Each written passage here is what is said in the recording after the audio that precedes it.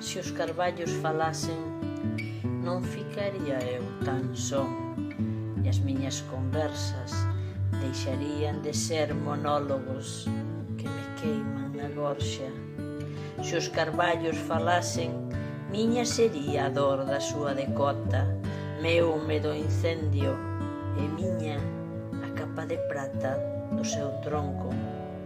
Se os carballos falasen, meu sería o mundo dos páxaros, meus os degoiros e fantasías, miñas as pernas trepadoras de crianza e súas as miñas caricias. Se os carballos falasen, seus os meus ouvidos, miñas as súas queixas, meus os seus ancestrais e os druidas e as fadas do monte que ha de herdar o meu corpo. Se os carballos falasen, escoitaría eu non outra fala, meu refuxio entre uceiras e carpazos, miña xa paz e a liberdade, meu